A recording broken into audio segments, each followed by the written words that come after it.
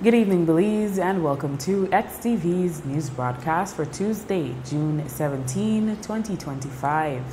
Making the headlines tonight, bus owners can operate alongside PPP, but must meet required standards. New and upgraded terminals expected to be operational in 2 to 3 years.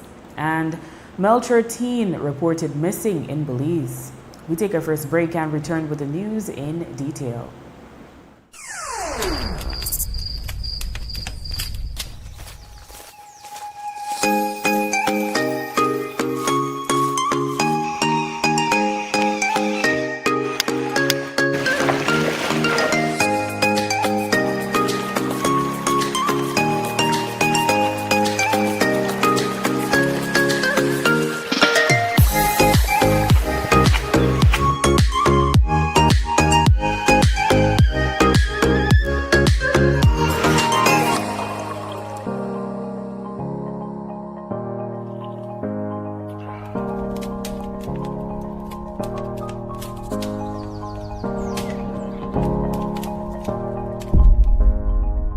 Explore the great outdoors with Benny's quality and savings.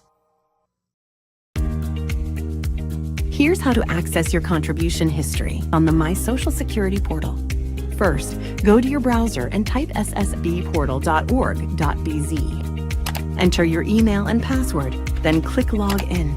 Once logged in, you'll see your full portal account on the screen. On the left-hand side, you'll notice a drop-down menu for added features. Click on History. Choose Contributions. Read the disclaimer, then click Continue. You'll now see a full window displaying your contribution history. In the table, each row represents a different year. For example, let's look at the year 2024. Click on the row and a detailed breakdown will appear. This breakdown includes your employer's name, your earnings for each month and week, contribution type, the amounts paid, and that's how you can explore the new contribution feature on the My Social Security portal. It's quick, easy, and keeps your Social Security information right at your fingertips. Create your account today.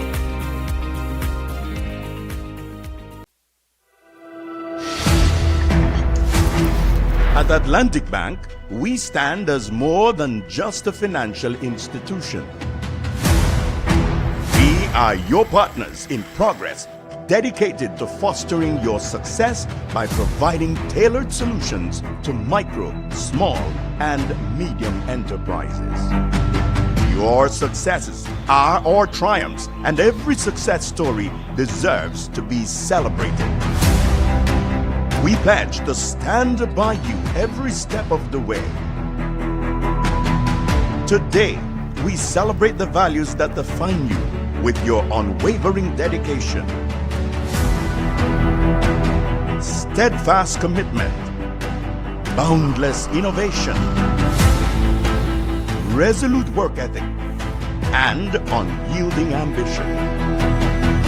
We will navigate challenges, seize opportunities, and continue building the future together. Imagine getting rewards for your spending. Smart prepaid customers countrywide, it's time to level up with Smart Gains. Smart Gains are exclusive, limited time offers sent straight to your phone. We're talking irresistible rewards. You'll actually want extra credit, bonus data, and exclusive perks, all tailored to you. Because it's Smart, we've always got your back. Don't miss out on rewards made just for you. Smart Gains, Smart Savings, Smart You. Smart, bringing people together. Whether the job is big or small, every super handy dad needs the right tools. And at Brother Isabet and Habet, we have what you need. Enjoy super savings all June like 15% off all power tools and hand tools, 25% off track car batteries, Eureka Vats, and Pisaforte towels, 25% off Pentadecon and discontinued colors, 30% off Valspar, and 40% off Dutch Boy paints. Plus, we're giving away $200 to 6 lucky super handy dads. Every $50 you spend gets you a chance to win. So this year, give Dad his best gift yet from Brother Isabet and Habet. Come in or reach out today. Happy Father's Day to all super handy dads.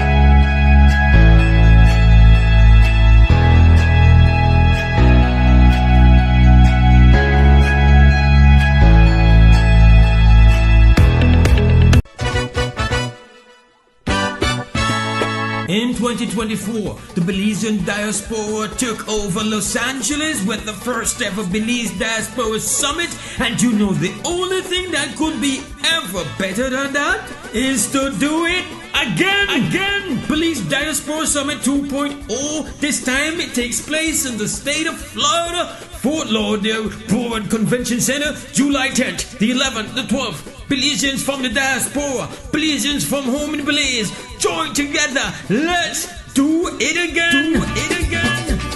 3 days, government services, clinics, business displays, kitty corner, public trivias, panel discussions. There will be highlights for business mixers. There will be live performance. Racindio, Destiny Wagner is going to be there. There's going to be a live performance of Makobi. And you will have Immigration and Civil Rights Town Hall. Special guest Kenneth Gibson, interview and book reading. There will be a wind-up reception, rhythms and rum.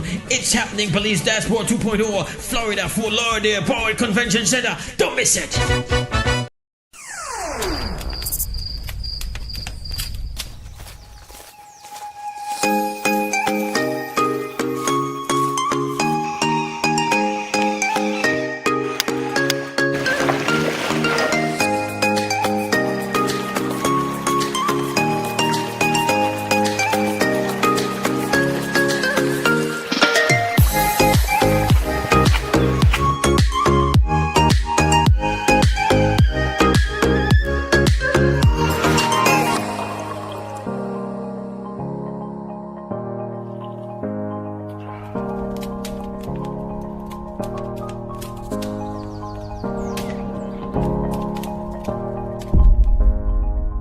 Explore the great outdoors with Benny's quality and savings. Here's how to access your contribution history on the My Social Security portal. First, go to your browser and type ssbportal.org.bz. Enter your email and password, then click Log In. Once logged in, you'll see your full portal account on the screen. On the left-hand side, you'll notice a drop-down menu for added features. Click on History. Choose Contributions. Read the disclaimer, then click Continue. You'll now see a full window displaying your contribution history. In the table, each row represents a different year. For example, let's look at the year 2024. Click on the row and a detailed breakdown will appear. This breakdown includes your employer's name, your earnings for each month and week, contribution type, the amounts paid, and that's how you can explore the new contribution feature on the My Social Security portal. It's quick, easy, and keeps your Social Security information right at your fingertips. Create your account today.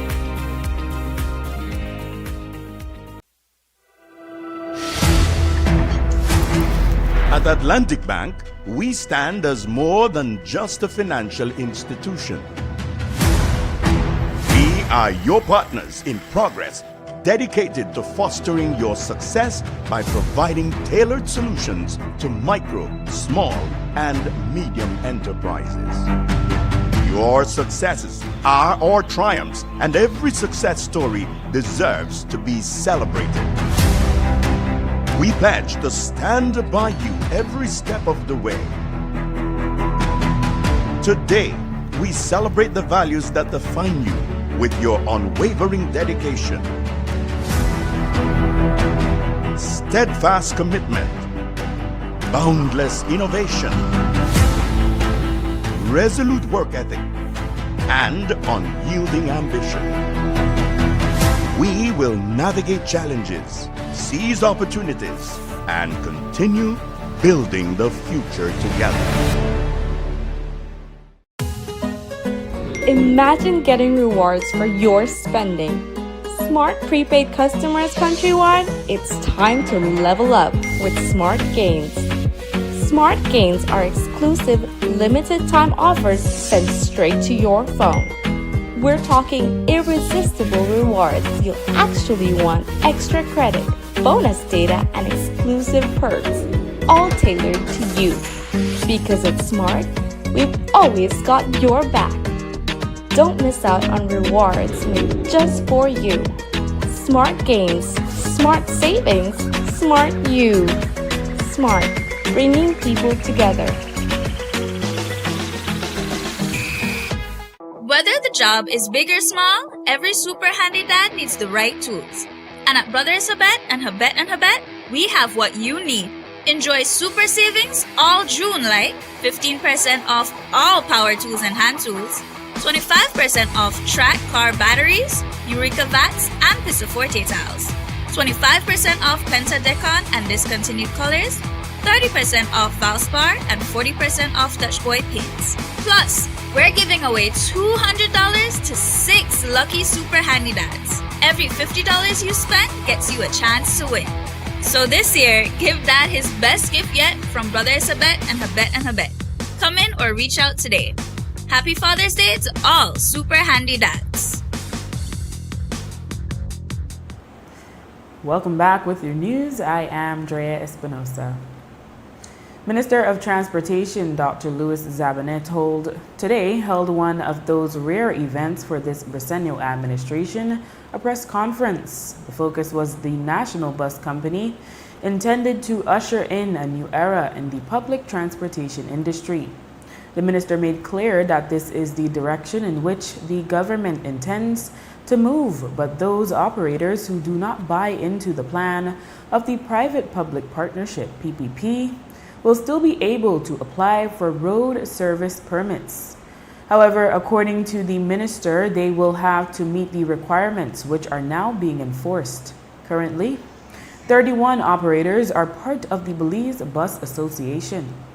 We have at least 15 of the operators, of which the 2 largest are supporting this concept at this time. If at the point when we ask who wants to stay in, let us say it's 15 and 16 said they don't want to stay in, well, we can still continue. Why are we going to be held back because some say they don't want us to come in? Once we give them the continued right to operate, then that, I think, we've discussed this with the AG, then we can continue to operate as a national company that will own the terminals, and then if those other operators want to use the terminal, then there may be fees to use the terminal and things like that, right? So we move forward. The country cannot be held back. We're in 2025 now, and who sees the vision and wants to be a part of it, well, we go forward. We go forward with them, and the others, well, then the commuters will then decide. You want to go on a national bus, whether on an AC bus, where you have no standees, you have bucket seats and so forth, or you want to continue and support one other company, well then this is an open, a free market economy where we don't dictate that. So we're not excluding and taking anybody out of the market. They continue to have their permits. But now, please recognize, even for the people who are there now, we are ramping up our enforcement of the regulations and the rules right now as we speak.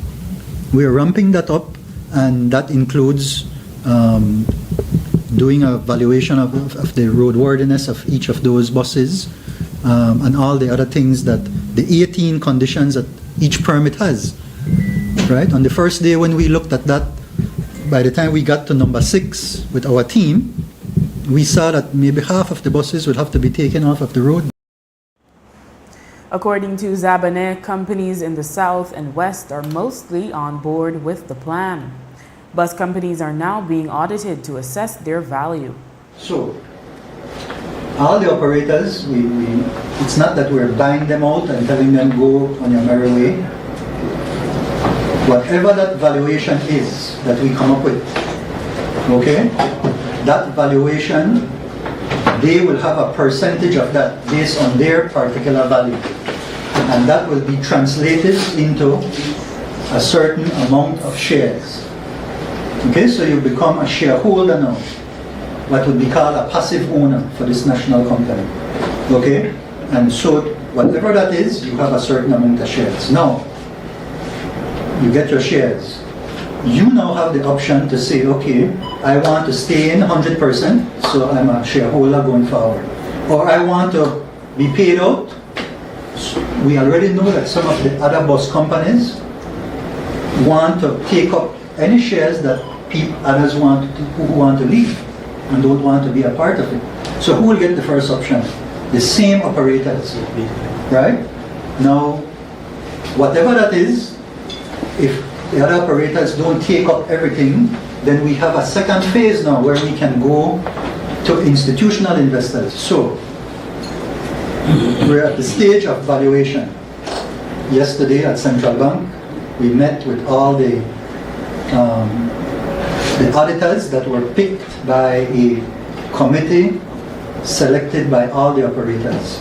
We have one representative who is Ms.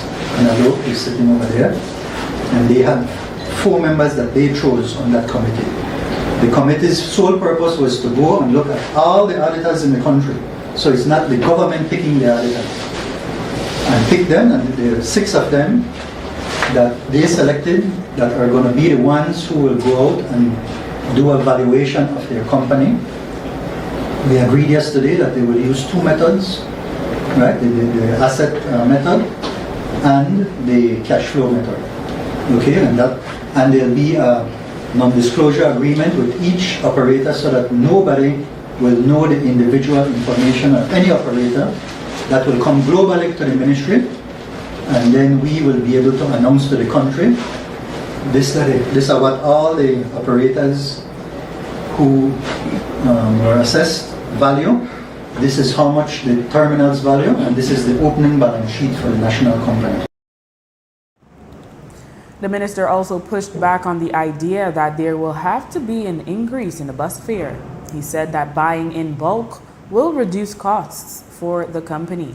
From our perspective, what the national company will be able to do, because it will have a wider spread between revenue and costs, is to ensure, now when I say revenue go up, I don't mean price go up, What I mean is that the money that should be for the company is coming into the company's bank account.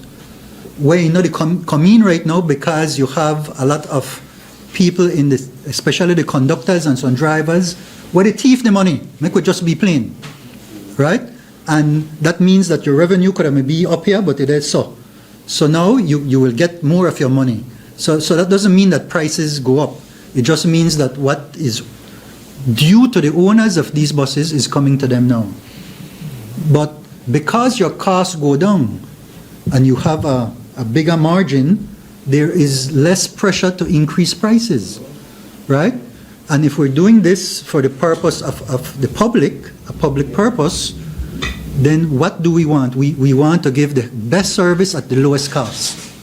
So This is the only way that we can ensure in the longer term that you don't have pressures to increase prices for the service, which I think the press release, we've discussed this 2 or 3 times already, ignored completely from the discussions we've had before.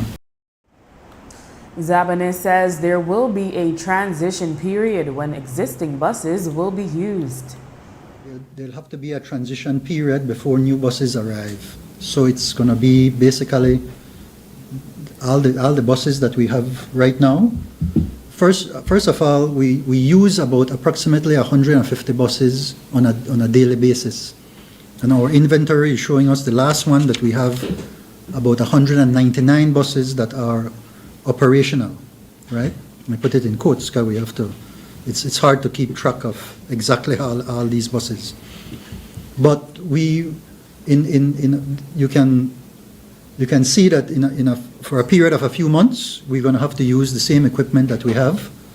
And then as the new buses come in, then we start to replace the buses that need to be replaced, the ones that are in the worst condition. At some point, all the buses that we need will be new buses. Then the old buses will go on the market. They will go on the market for whoever else wants to buy those buses. Dr. Zabane also explained that not everyone will get jobs under the new bus company. Plus, again, they can be passive owners as shareholders, but they can also now continue to be employees of the company. So you could get one salary if you're a driver or a mechanic or whatever, or somebody in the office. But then you're also a shareholder, so you get dividends, which is something that is not occurring in that form right now.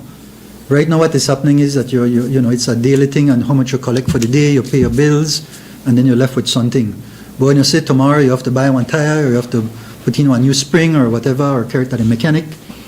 And so it's hard to keep track of exactly how much you're making on a monthly basis. With this new structure, you also have more clarity on your income and more stability over the long term. And what's the guarantee with job security, just in terms of that? Or individuals that are already in the industry, what guarantee do they have? Yeah, we're not going to say you're all guaranteed you're going to get jobs, because that would be, in a sense, reckless, right? Because we have to have a system now in place that's a certain minimum standard for people who are employed in the national company. So if you come in and you meet those standards, you do your interviews, you have your qualifications,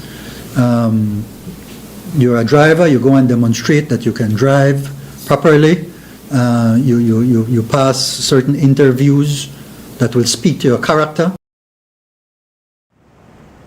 Zabane says the people who will get first choice for jobs in a new bus company are those who are already employed in the industry. By September, after cabinet approval, the company would be established and supporting legislation introduced.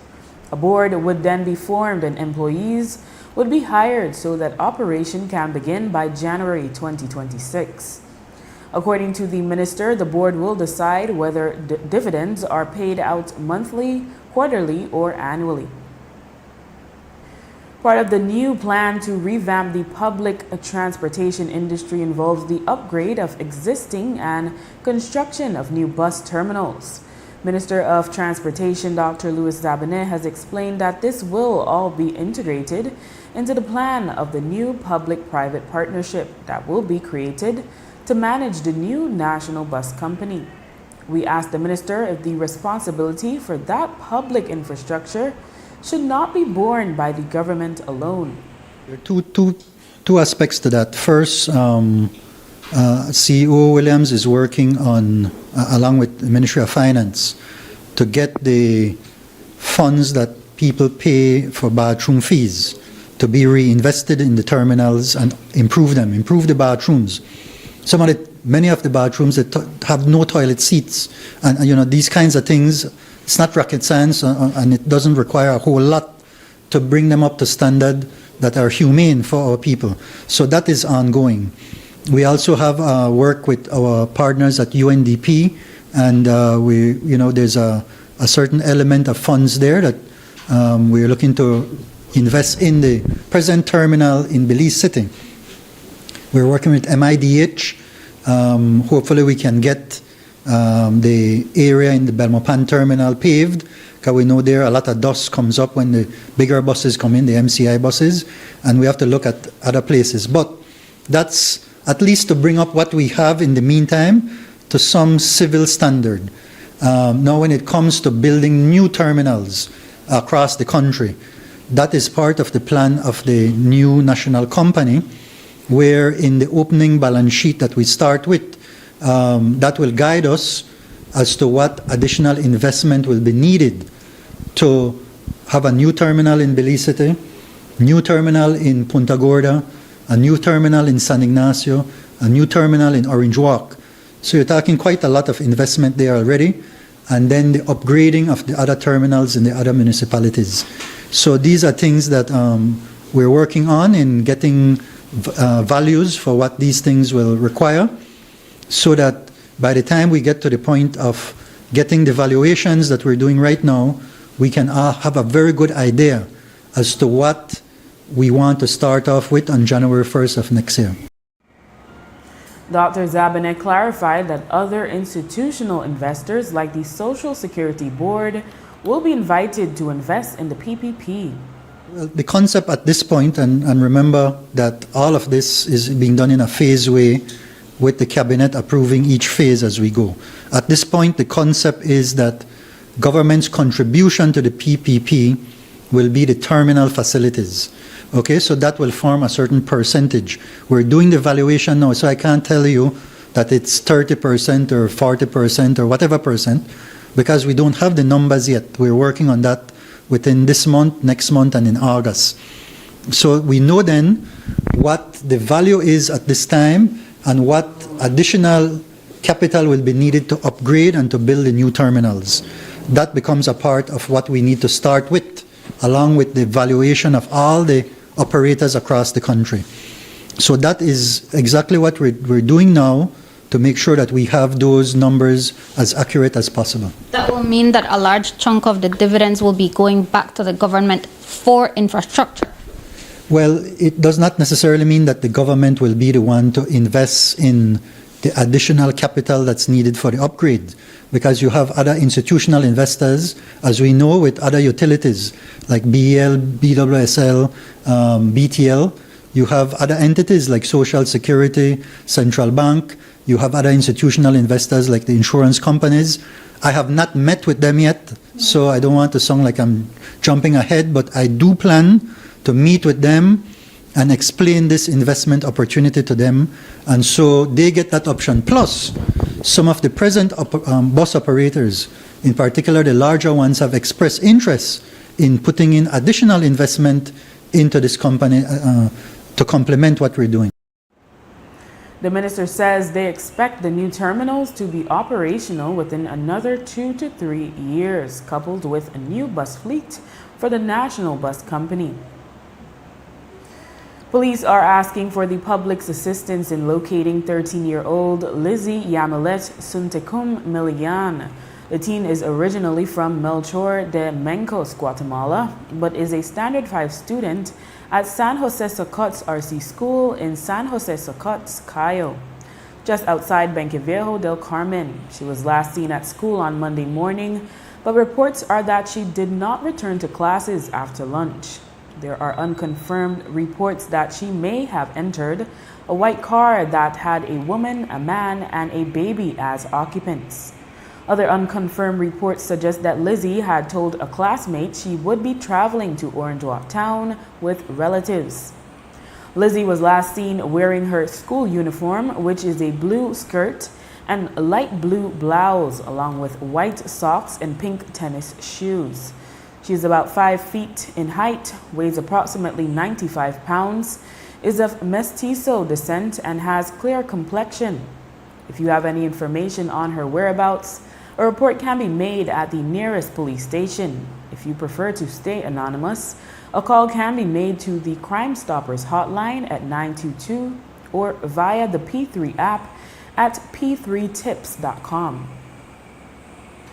After the break, Minister says Vehicle for Transport CEO is not new. Stay with us.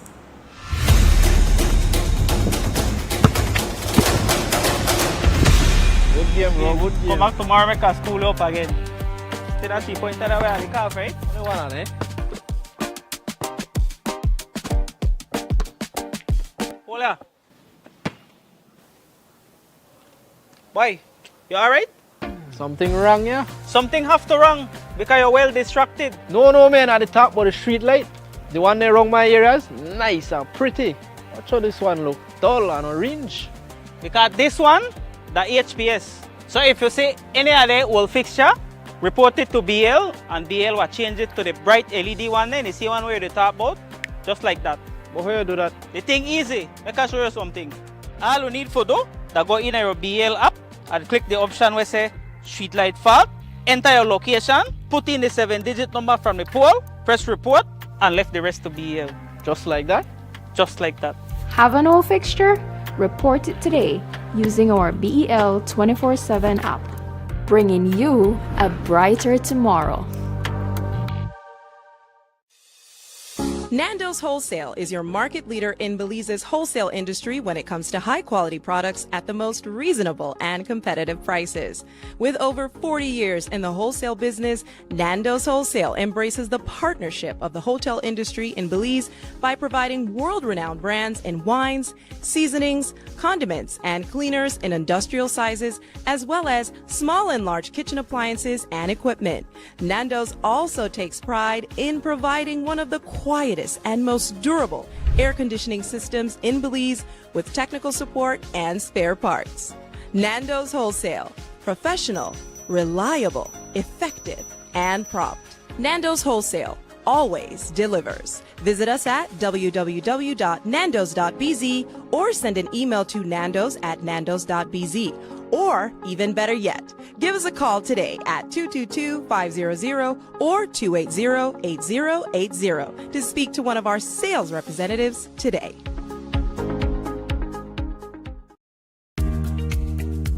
Here's how to access your contribution history on the My Social Security portal. First, go to your browser and type ssbportal.org.bz. Enter your email and password, then click Log In.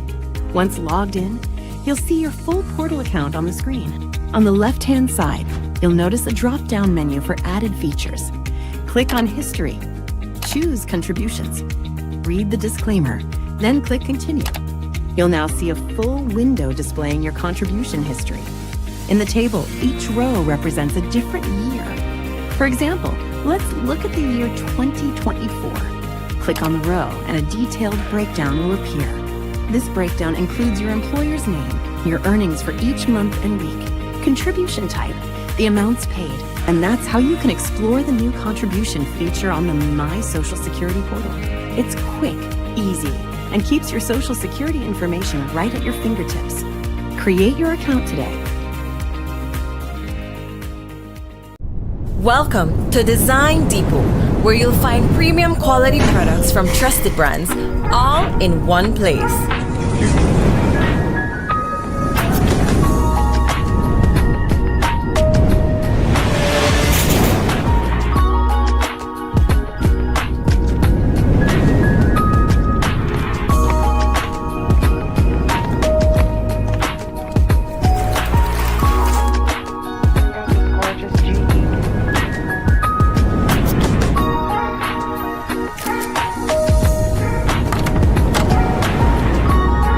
Visit us today for quality products, expert service, and the brands you trust.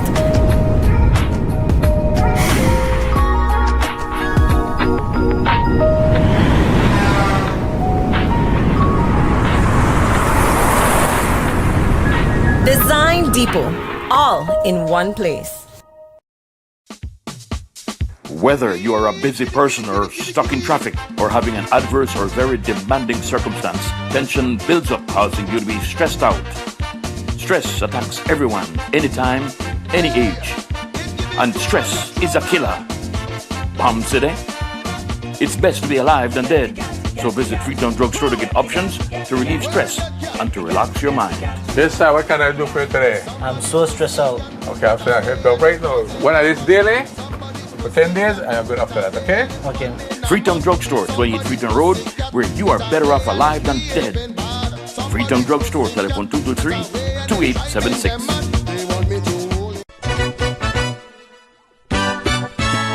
In 2024, the Belizean diaspora took over Los Angeles with the first ever Belize Diaspora Summit, and you know the only thing that could be ever better than that is to do it again. Belize Diaspora Summit 2.0. This time it takes place in the state of Florida, Fort Lauderdale Board Convention Center, July 10th, the 11th, the 12th. Belizeans from the diaspora, Belizeans from home in Belize, join together. Let's do it again.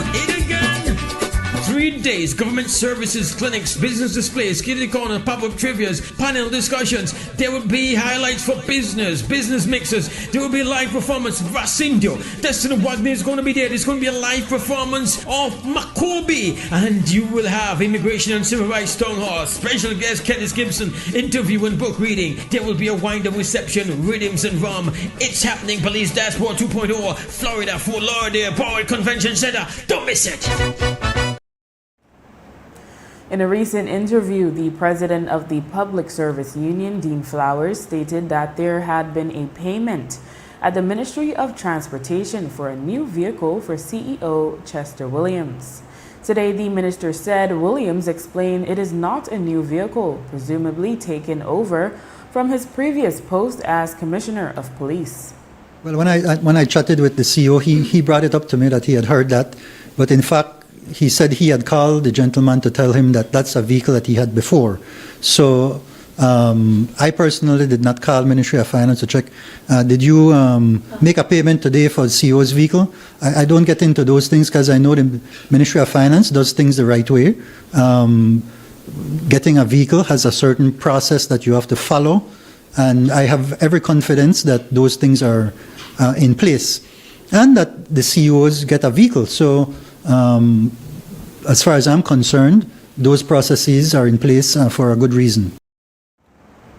The last official information from the Ministry of Transportation regarding the reported misappropriation of some $80,000 in funds from the Spanish Lookout Office of the Department of Transport was that the Office of the Director of Public Prosecution had ordered further investigation to be conducted by the police. CEO Chester Williams had also stated toward the end of May that he had written the cashier, who was on suspension for 3 months along with her supervisor and another officer who worked in the same office, to show cause why they should not face disciplinary action.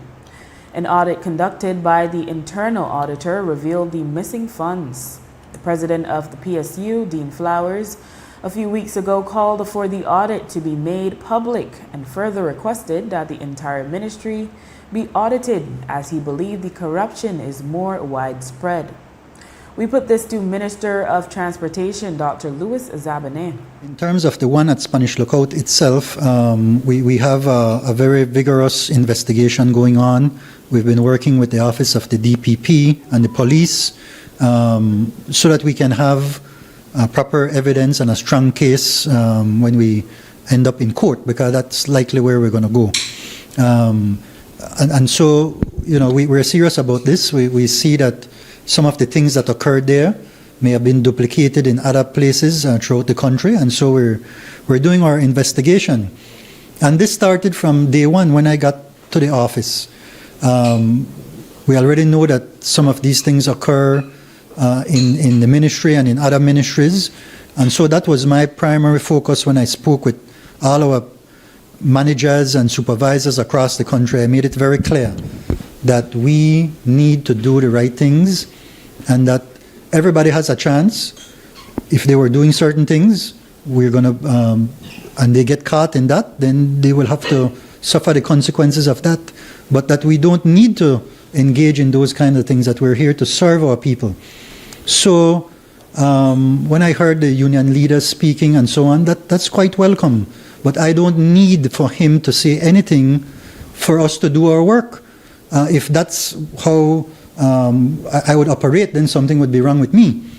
I am doing my work, and I know what I have to do, and there's investigation going on, and those processes have to be followed properly so that we can have a good outcome at the end. Is it true that the former minister did flag whatever was happening in Spanish Lookout? Yes, I said that in the House, that in fact, at the time, in the previous administration, I was a Minister of State.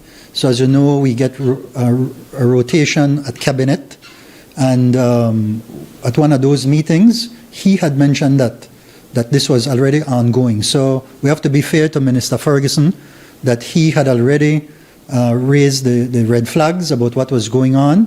When I came on, I continued and I made sure that we were vigorous with moving forward, with finding out exactly what's going on, and to ensure that we follow the laws as far as those things are concerned. Minister Dr. Louis Zabane is also responsible for the Indigenous Peoples Portfolio. The government is racing against time to finalize compliance with the consent order of the Caribbean Court of Justice in the Maya land rights case. We ask for an update. Every Wednesday I am in the Toledo district. In fact, tomorrow I plan to be there. We're working with the different stakeholders. We have developed a very good rapport with the Toledo Alcaldes Association and the MLA leadership as well. Working closely with them, we have listened carefully to the methodology that they are recommending for the boundaries of the villages to be defined. We also have spoken at length with them, and we continue to talk to them about how we will deal with third parties that are within these boundaries. We've started to talk with the third parties so that we get their inputs.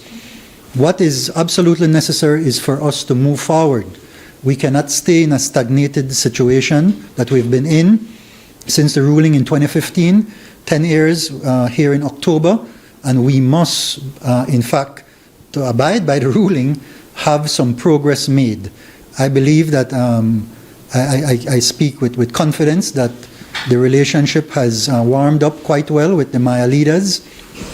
We have met now twice with the subcommittee of Cabinet who have been chosen, selected to work with the ministry, with me and my leadership to be able to advance progress going forward. So that's where we are. Stakeholders in the sugar industry met on Monday to discuss the state of the sector and to map a way forward as the Ministry of Agriculture works to secure the longevity of the industry.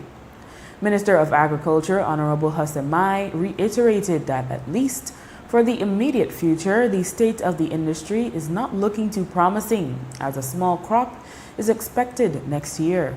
We don't want to sound alarmist. We don't want to be sensational here, but we have to say the truth. The sugar industry is in serious crisis. I think today we arrived at the 853,000 ton mark.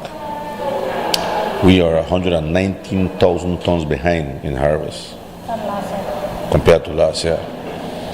We are 23,000 tons of sugar short. Calculating that we may be, compared to last year, $53 million short this year in proceeds from sugar and molasses. We don't know if we'll make it to the 900,000 ton mark. From the reports seen today at this meeting, we are not sure what the size of the crop will be next year. The experts on the ground are saying that Fusarium disease is spread across the northern region. So every single key and field has it. The severity of the infection is what is different. Some have severe infection, others barely showing it. But as the rainfall continues, you will see that beginning of the crop next year, the majority of fields will be showing serious infection levels because the spores, as we are being told today, are spread during the rainy season. Apart from the low quality of sugarcane and the spread of fusarium, Mai said that labor shortage continues to present a challenge. The concern here is that there's not enough in combination with the existing disease. We have the issue of a shortage of labor. So the cane cutters are not there anymore. And as the crop progresses, the quality reduces. This is the worst time of the year for the quality. The quality is poor at the initial stage of the crop and at the end when it's winding down. So as the rains continue, the canes that are out there will stay longer in the field, the quality deteriorates. And so the cane cutter who is paid by weight is paid less.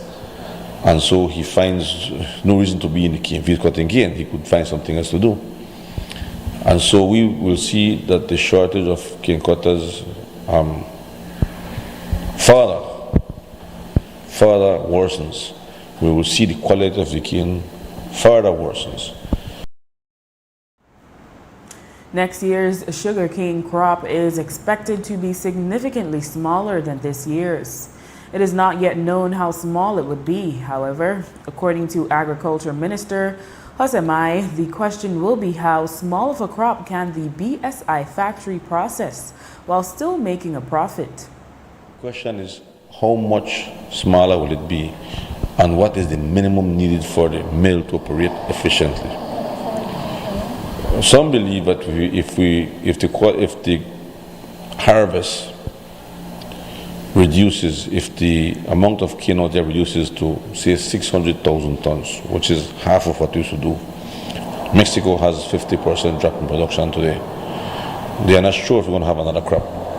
If our crop, that's because they have a much better price than what we have in Belize. The discussion today was around what is the minimum that BSI could survive with. Now, they can do maybe 220 tons per hour as minimum. You see maybe 180. Any less would not be? Any less would not be efficient for them.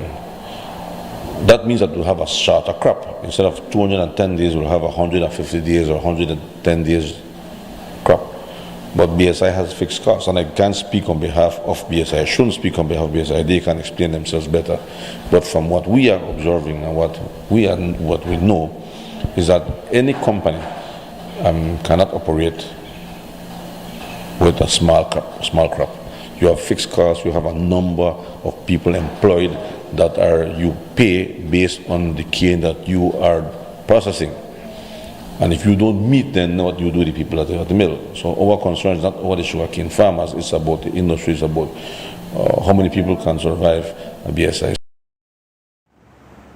Today we met Yaya Marin Coleman, the chairperson of the UBAD Educational Foundation, protesting once more in front of the office of the Ministry of Education on North Front Street in Belize City. It marked the 287th day of UEF's Hear Law campaign, advocating for an end to discrimination based on a person's hair in schools and the workplace. She provided an update. UEF look after the interests of African people racialized as black people primarily, but this would go for all people. When I calling WEB this morning, I shared that this past weekend I made the long south for a gathering of mostly black and brown women. And this particular hairstyle get a lot of attention, so people ask about it. So I'm going to talk to Christina Cock, and she say that for their son, in a standard 5 in a primary school in the Toledo district. I think go to school with one long braid in the middle of back, and now a form of resistance because that was one of the things colonizers do with African people and indigenous people. One of the first thing they do, for broke your spirit and accept European values and norms that cut off your hair. And so anything I say indigenous people with that one braid, that one intentional sign of resistance, that this is who they are authentically. Similarly for when you say black people, the way their natural hair, the way African inspired hairstyle, protected hairstyle, locks, bantu knots, it's your right as a Belizean. So denying people access to an education or to employment because of how they wear their hair. No, we have one responsible for hair be clean, but that's it. So the new update is that we had approached Human Rights Commissioner Belize. Then we worked with one case before as it comes to hair discrimination. And so that's not something women new to the Human Rights Commissioner Belize. We were looking for allies, and they agreed for sending one letter to the Belize National Teachers Union, BNTU, and the Belize Association of Principals of Secondary School, BAPS, for asking what the for them position on this particular national concern. And they also stressing in the letter, which I've shared with XTV, that they understand the importance of having healthy hair. But other than it's a hair rule, what the phone engagement with students, what are the reason for this hair discrimination? Human Rights Commissioner Belize never date the letters. I don't know when they sent it, but to my knowledge, they don't get a response back yet. And especially right now that teachers want to have them back, or then they say that they have for we back. I want to know if they got for we top as it relates to the students, their hair. And it's important to get the principals and the students' position on record. Marin Coleman says students themselves are starting to realize that they are being discriminated against, that it is wrong. And so, not because something that one rule or one law make it just. So the enslavement of African people, I mean one law. That still never make it to be unjust law. So we have to start to think for ourselves, decolonize our mind, and question things where we get from enslavers and colonizers and say, why we still use it? Like we whole government system. It wasn't designed for our liberation. For we judiciary system, for we educational system, it wasn't about melanated people. So this is our part, decolonization coming in a serious way, that the Belizean people, and I encourage parents for stand by on the students. Recently, in the past few months, we had some male students from ACC, and the students said, well, we here, I got to do it how we learn. Like this generation of young people are not like other generations. They have access to knowledge at their fingertips, and they're not all like always correct or age appropriate, but then they get a sense that this is wrong. Then I have the collective organizing power as yet, stand up as a collective, so I said the parents and guardians, government of Belize, management of schools, this is wrong. Remember in 2022, Angola changed their hair policy. In 2023, Trinidad and Tobago changed their hair policy. In 2024, Puerto Rico changed their hair law for students and employees in the public and private sector. So Tuesday, I think that'll be I think on 23rd, maybe next Tuesday, I'll walk from Ladyville to Belize City next Tuesday. So it'll keep me in a high vibrations. Marin Coleman intends to write the new Minister of Education to continue her advocacy for a natural hair law to be introduced. After the break, Belizean military student in Taiwan interviewed by local media. Stay tuned. Imagine getting rewards for your spending. Smart prepaid customers countrywide, it's time to level up with Smart Gains. Smart Gains are exclusive, limited time offers sent straight to your phone. We're talking irresistible rewards. You'll actually want extra credit, bonus data, and exclusive perks, all tailored to you. Because at Smart, we've always got your back. Don't miss out on rewards made just for you. Smart Gains, Smart Savings, Smart You. Smart, bringing people together.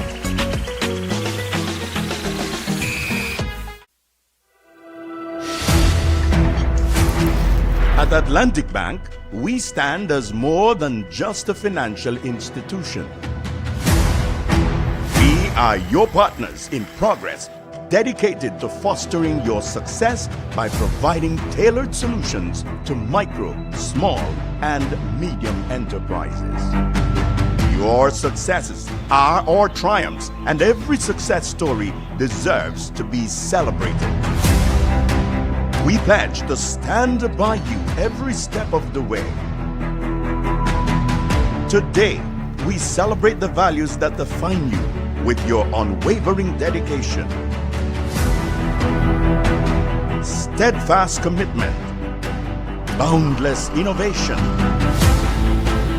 resolute work ethic, and unyielding ambition.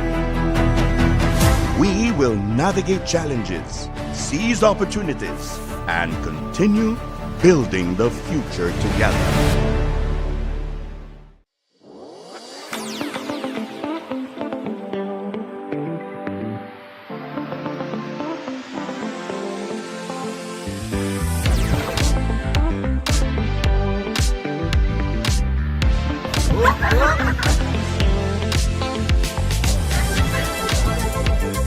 Earn V-Bucks and get a chance to win a $10,000 homecation with Benny's. Quality and savings. Here's how to access your contribution history on the My Social Security portal. First, go to your browser and type ssbportal.org.bz. Enter your email and password, then click Log In.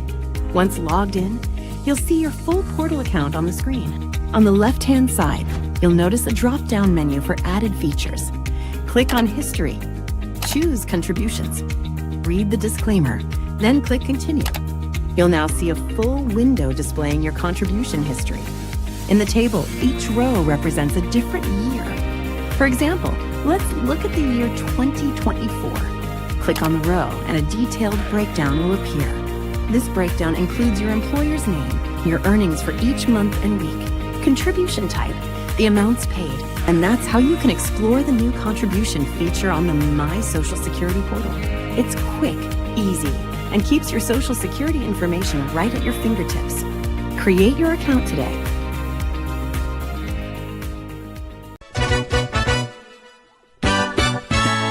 In 2024, the Belizean diaspora took over Los Angeles with the first ever Belize Diaspora Summit, and you know the only thing that could be ever better than that is to do it again. Belize Diaspora Summit 2.0. This time it takes place in the state of Florida, Fort Lauderdale Board Convention Center, July 10th, the 11th, the 12th. Belizeans from the diaspora, Belizeans from home in Belize, join together. Let's do it again.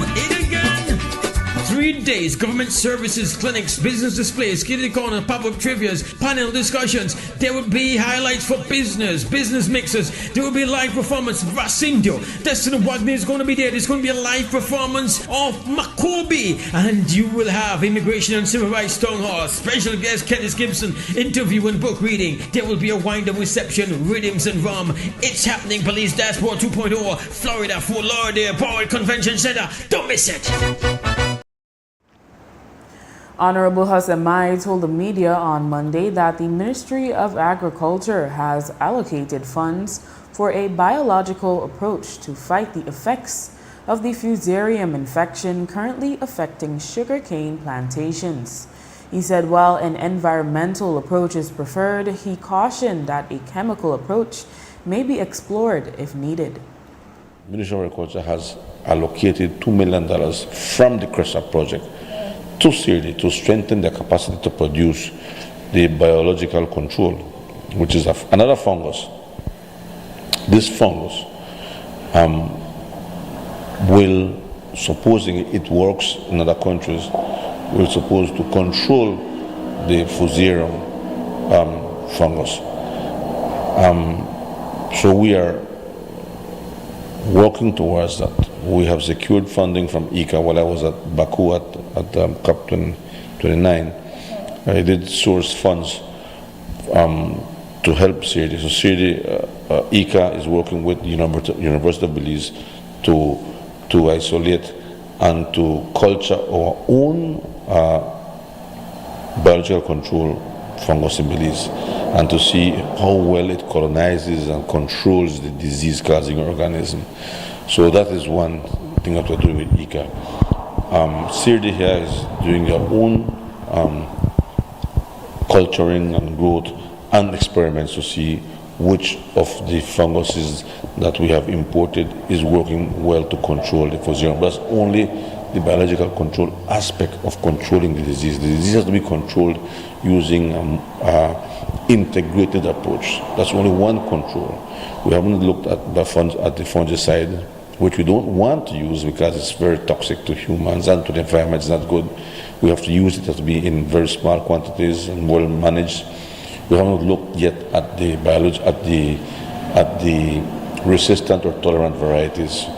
For us to access varieties from other countries is very expensive, but I think we found that we are wrong. That Ministry of Agriculture, my ministry is prepared to partner with somebody else to bring in varieties that are tolerant. Mai also explained that it could take a couple of years for these possible remedies to show results.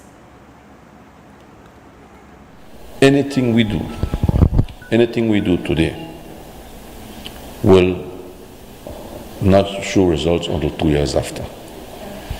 And so if we are to bring in clean seed varieties, resistant varieties, that those won't be able to get into the field until 2 years after. The farm, you won't harvest those until 1 year after, so you're talking about 2027. And the question is, will we have a industry in 2027? And so everything we're trying to fast track. But this is the time to put all the brain power together, a meeting of the minds to see how we can move forward this disease. And this is no joke. There's nothing to play around with. The time for playing politics again is done. It is the time to put all the minds together to see how we can solve this crisis.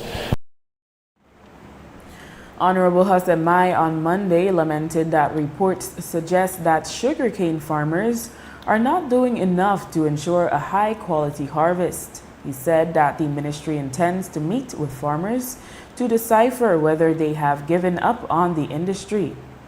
Mai said that the industry can be saved, but it would require a collaborative effort from all stakeholders, including the farmers. From the reports we're getting is that farmers are not doing much, from the reports we're getting, to improve the quality. They have said the quality is, at this time, I think it is 11.4 tons of cane to 1 ton of sugar. Last year we were at 9.25, which is excellent. I mean, compared to now, it's horrible. The last time the quality of sugarcane was this, the ratio was in 2010 when we commissioned Belcogen. The TCDS was at 12.25, which is horrible, right? So, so farmers have been informed, we need to improve the harvesting practices, best practices, but it hasn't, there's no evidence that it's happening. And so the question we have to ask is, have the farmers lost hope in the industry, right? And I think we have to do that investigation and research out there. Have you lost hope in the industry?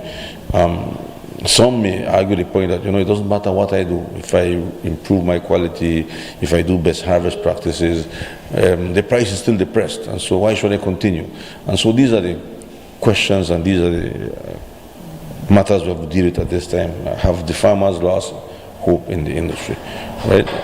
How can we instill hope again? What do we do to ensure that farmers get better prices? How can they improve their yields, their productivity? And so these are the challenging questions that we are faced with right now. A Mandarin interview of a Belizean studying in Taiwan quickly went viral. Rivi Isagiri is a fourth-year student at the Republic of China Military Academy in Taiwan, and she was being interviewed by Taiwanese media to share her story as a foreign student. The Academy was hosting a special event to celebrate its 101st anniversary. Isagiri is a fourth-year cadet from the Belize Defense Force. She had long wanted to be a soldier and, in Mandarin, said that there are very few women serving in Belize's military and wanted to challenge herself and took a different path by going to study in Taiwan. While many have praised her fluency in Mandarin, she said it was a challenge initially. In the interview, she thanked all those who have supported her. Here is a brief snippet from the post shared on the BDF's Facebook page. I want to express my heartfelt gratitude to my entire family in Belize. Thank you for your unwavering support throughout my military career. Your love and encouragement means the world to me. Zaidrin Shao, Sanho, Dwei Guo Shuishen, Lai Shuo, Henyo Tiao Zan, Wenhua, Han Yuyan, Changrang Wo Buzidao, Gai Zemaban. Police have charged 21-year-old Sir Hugh Anthony Andrewen for the crime of arson. Andrewen is accused of twice setting items in his ex-partner's house on fire. According to Hanisha Castro, she had just recently ended their relationship. And that same night, he set fire to her couch, and later in the morning, while they were sleeping, he set fire to a curtain from outside the house. ASP Stacey Smith spoke more on the incident. As a consequence of the arson report made by Hanisha Castro on 12th June, on 14th of June 2025, police formally arrested and charged Sir Hugh Anthony Andrewen, 21 years old Belizean construction worker, for the crime of arson. And an electronics store in Orange Walk Town, Cab Technologies, was robbed on Saturday morning after 10. According to the owner, Brian Escalante, a slim Hispanic male entered the establishment purporting to be a delivery man. He then pulled out a gun and pointed it at the cashier and demanded money and cell phones. The culprit collected 6 cell phones of the brands Samsung, iPhone, and Redmi, collectively valued at almost $8,000 before escaping. ASP Stacey Smith shared more information. Police are investigating a robbery which occurred at approximately 10:44 a.m. at KAB Technologies located on San Antonio Road in Orange Walk District. The proprietor of that store reported that a Hispanic descent male person entered the business place and pointed a firearm at the cashier, demanding that she handed over money and cell phones. The male person stole a total of 6 cell phones and made good his escape. Police's investigation into this matter continues. And with that, we've come to the end of our newscast. The repeat can be viewed on this station later tonight at 9 and again tomorrow at midday. Join us again tomorrow for another news broadcast. I am Drea Espinosa.